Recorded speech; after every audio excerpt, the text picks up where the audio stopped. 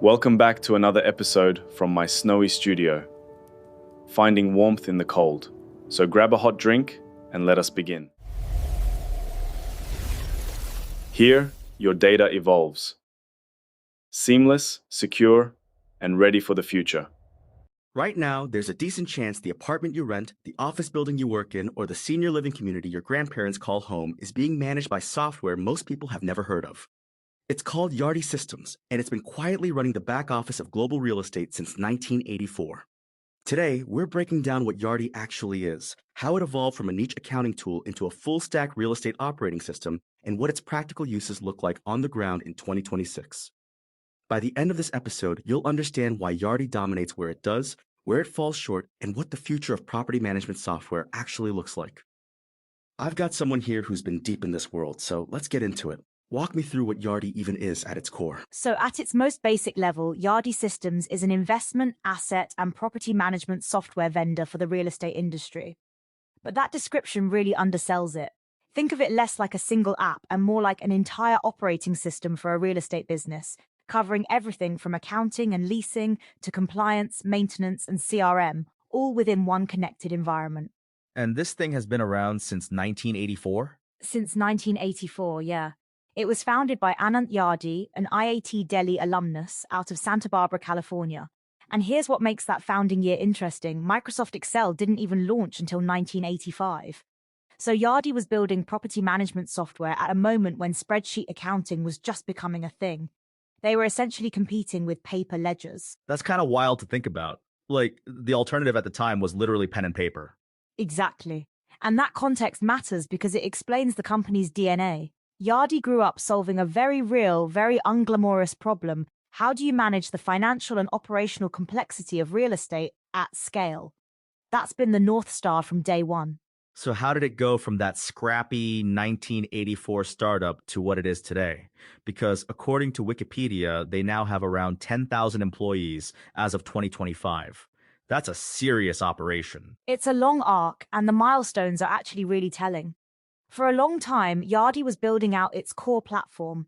Then around 2010, things started accelerating. They launched Yardi CRM and integrated it with their flagship product, Yardi Voyager. That same year, they acquired Property Shark, which is an online real estate database. So they're not just building software anymore, they're acquiring data assets. And then Rent Cafe came along? Right, 2011.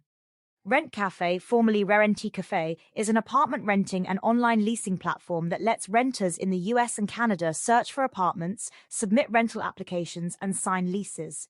So now, Yardi isn't just the back-office software, it's also the front-facing consumer experience for renters.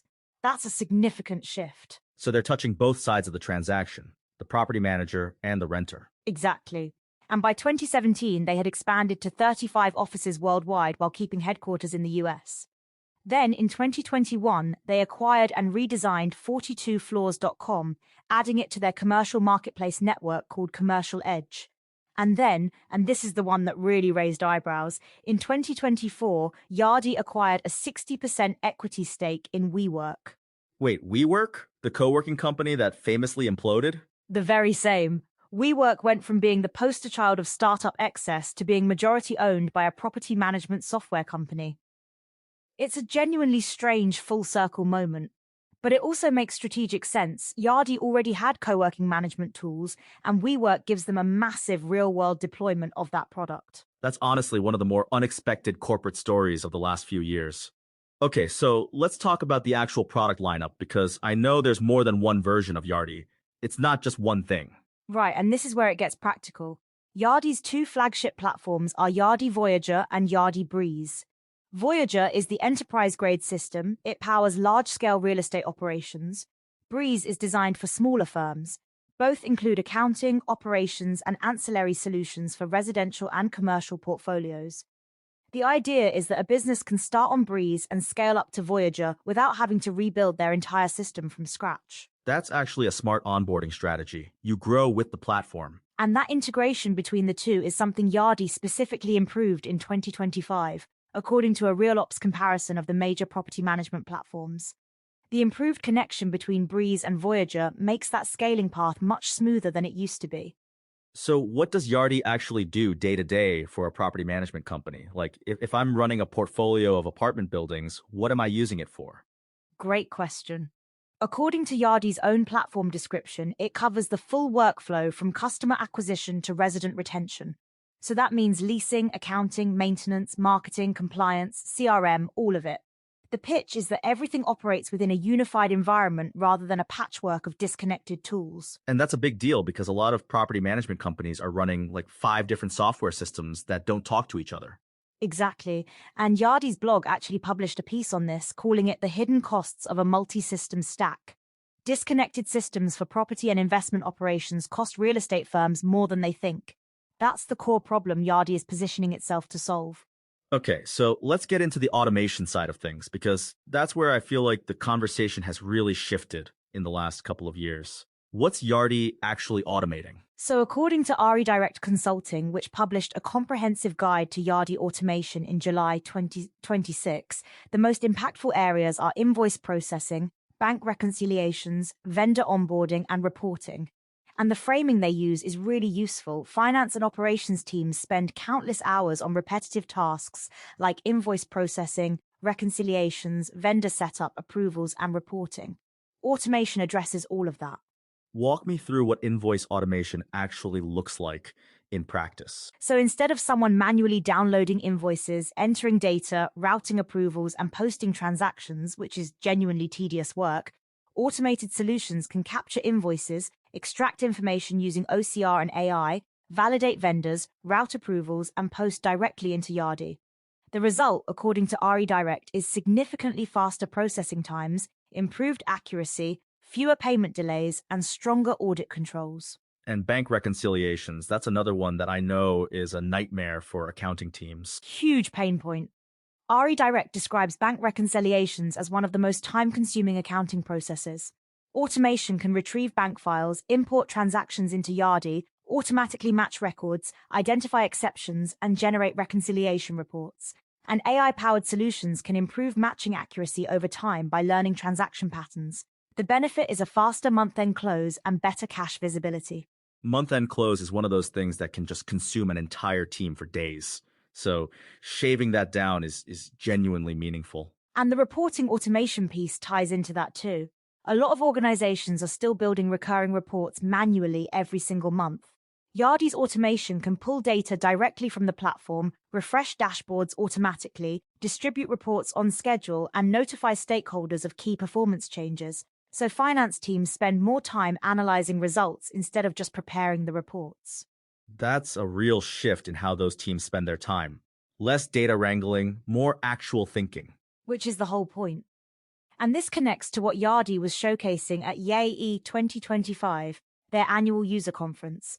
Brian Sutherland, Yardi's vice president, laid out 3 pillars of digital transformation that they see shaping commercial real estate right now. What are the 3 pillars? Platformization, data as a strategic asset, and artificial intelligence. Platformization means bringing everything into one connected ecosystem, a single source of truth. Data as a strategic asset means once that enterprise data is connected, you unlock value from it, either internally or by pushing it externally via Yardi Replicate to business intelligence tools or AI models. And then AI is the third pillar. Yardi Virtuoso's Composer enables intelligent agents for automation and insights. Yardi Virtuoso, that's their AI product? That's the AI layer across the platform. According to Yardi's own description, it's designed to transform workflows, empower teams, and scale effortlessly. And at YASC 2025, they highlighted that Virtuoso's Composer enables natural language interfaces for easier data interaction. So instead of running a report, you could theoretically just ask the system a question in plain language. That's a pretty significant shift from where property management software started, which was basically just digitizing a paper ledger. It really is. And the AI features in Yardi Voyager specifically include things like smart lease management, AI-powered tracking that can automatically detect errors and missing signatures in lease documents, flag potential issues early, and automate renewal reminders. There's also predictive maintenance, where the system analyzes historical data to proactively schedule maintenance before things break down, and chatbot integration for tenant-facing interactions. Predictive maintenance is interesting because that's not just a cost-saving thing, that's actually a tenant experience thing. Nobody wants to deal with a broken HVAC in the middle of summer. Exactly. And the automated rent collection piece is similar. AI-driven reminders and auto-debit features that analyze payment history, identify potential late payers, and trigger reminders via email, text, or phone calls. It reduces late payments and improves cash flow, which matters enormously for property owners. Okay, so let's talk about real-world adoption, because I think the best way to understand a platform is to see how actual companies are using it. What does that look like? There are over 250 documented customer success stories on Yardi's platform, which is a lot, but a few stand out. Take Alta Domus, a fund administration firm. According to case study data from casestudies.com, they cut fund administration time by 15 to 20% using Yardi Debt Manager. That's not a small efficiency gain for a firm managing complex real estate investments. 15 to 20% is real money in terms of labor hours. And then there's Carolina Holdings, a commercial real estate firm out of Greenville, South Carolina that's been around since 1986. They manage about 2 million square feet of commercial property with a 9-person team.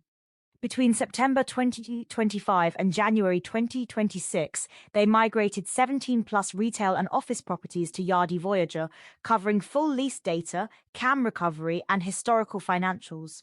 According to BC Solutions, which handled the implementation, the outcome was a successful go-live with full lease and financial migration. A 9-person team managing 2 million square feet. That's a lean operation. That's exactly the point. The controller at Carolina Holdings, Stephanie Eskew, said, and I'm quoting directly here, that the implementation partner knew more about the software than anyone she had come across. And she added that in hindsight, she would have preferred them to run the entire implementation project. That quote tells you something about how complex a Yardi implementation can be, but also how transformative it is when done right. Which brings up the flip side of this, because Yardi isn't universally loved. There are real criticisms. Absolutely, and it's worth being honest about that. According to Properties.com, which published a guide to Yardi alternatives in late 2025, there are 4 main reasons property managers look elsewhere. Complex setup and learning curve, Yardi's enterprise structure can be overwhelming for small to mid-sized property owners. High cost, Voyager pricing fits larger enterprises but can feel heavy for lean firms. Limited automation in some workflows compared to newer competitors. And a less mobile-friendly experience compared to platforms built more recently. So it's not a one-size-fits-all solution. Not at all. And the RealOps 2025 comparison of the 4 major platforms, AppFolio, Yardi, MRI, and RealPage, makes this really clear. AppFolio is described as the automation-focused challenger, best for portfolios under roughly 5,000 units or operators who prefer usability over deep customization. Yardi, on the other hand, is the strongest fit for operators in highly regulated sectors, affordable housing, senior living, mixed portfolios with government reporting requirements. So Yardi is really built for complexity and compliance, not simplicity. That's a really clean way to put it. And in 2025, Yardi specifically expanded its e-signature capabilities and strengthened its affordable housing tools with new support for HOTMA, LIHTC, and Section 8 programs. Those are highly regulated federal housing programs. That's not territory AppFolio or Buildium are really competing in at the same depth. And what about the leadership transition? Because there was a pretty significant announcement in late 2025. Yeah, in September 2025, Yardi announced that Rob Teal would become CEO in January 2026, replacing founder Anant Yardi. That's a big deal for a company that's been founder-led since 1984. It signals a new chapter and probably a more aggressive push into the AI and enterprise space given the direction the platform has been heading. 40-plus years of founder-led growth, and now a transition. That's a meaningful moment for the company. It really is. And it's worth noting that Anant Yardi also donated $10 million to his alma mater, IIT Delhi, in 2021, according to reporting from The Print. So there's a personal legacy dimension to this too, not just a business story. I want to come back to something you said earlier about the unified environment being Yardi's real competitive moat, because I think that's actually the most interesting strategic point here. Yeah, and it's something that gets undersold in the feature-by-feature comparisons. Any competitor can match a specific feature. But replicating the depth of integration across accounting, maintenance, leasing, energy, compliance, and CRM, all in one environment, that's a fundamentally different challenge. It's not just about what the software does, it's about how deeply it's woven into the operational fabric of a real estate business. And once you're that embedded, switching costs are enormous. Enormous. The Carolina Holdings case is a good example, migrating from MRI to Yardi Voyager across 17 plus properties with unique lease structures, CAM reconciliation, historical financials. That's a months-long project. You don't do that lightly, and you definitely don't do it twice if you can avoid it. Which is both a strength and a criticism, right? It's sticky because it's deeply integrated, but that same depth is what makes it hard to get into in the first place. That's the tension at the heart of Yardi's market position. It's not trying to be the easiest platform to use, it's trying to be the most complete. And for the right operator, that completeness is worth the complexity. For a smaller landlord managing 20 units, it's probably overkill. There's also something interesting about the Yardi blog content because they're publishing pieces on AI readiness, senior living data strategy, fixed assets management. It's not just product marketing. They're positioning themselves as a thought leader in the space. Right, and that's a deliberate strategy. The Yardi blog covers multifamily, commercial, senior living, affordable housing, co-working, investment management, manufactured housing, public housing. The breadth of it reflects how wide their platform actually reaches. They're not a niche player. They're trying to be the operating system for the entire real estate industry. And the Silverado example from their blog is a good illustration of that. A senior living company that replaced manual reports with dashboards that deliver instant answers. That's a real operational shift. Exactly. And 12 Oaks Senior Living is another one. Their CFO, Elliot Westerman, talked about how connected data builds confidence and creates a single source of truth across communities and ownership. That's the promise of platformization in practice. Not just efficiency, but trust in the numbers. Trust in the numbers. That's actually a really underrated thing in real estate, where you've got investors, operators, and tenants all needing different views of the same data. And that's where Yardi Replicate comes in, the ability to push data externally to BI tools, data lakes, or AI models. So it's not just about what Yardi shows you inside the platform, it's about making that data usable across your entire tech stack. Okay, so let's zoom out, because we've covered a lot of ground here. The founding story, the product evolution, the automation capabilities, the competitive landscape, the real-world implementations. What's the through line? The through line is that Yardi has spent 40 plus years solving the same fundamental problem. How do you manage the operational and financial complexity of real estate at scale? And it's kept expanding the definition of what that problem includes. It started with accounting. Then it added leasing, compliance, CRM, data, AI. Each expansion made the platform more valuable and more embedded. And the WeWork acquisition fits that pattern too. It's not just buying a distressed asset, it's expanding the real-world footprint of their co-working management tools. Exactly. And the leadership transition to Rob Teal in January 2026 suggests the next chapter is going to be even more aggressive on the AI and enterprise front. The three pillars from YAS 2025, platformization, data as a strategic asset, and AI, those aren't just conference talking points. They're the roadmap. So when you step back from all of this, here's what really stands out to me. Yardi isn't a software company that got into real estate. It's a real estate company that happens to build software. That distinction matters. That's a sharp way to frame it. And it explains why the platform is so deeply integrated, because it was built by people who understood the operational reality of property management from the ground up, not by engineers who abstracted it into a generic workflow tool. And for anyone listening who's in property management or thinking about getting into it, the practical takeaway is pretty clear.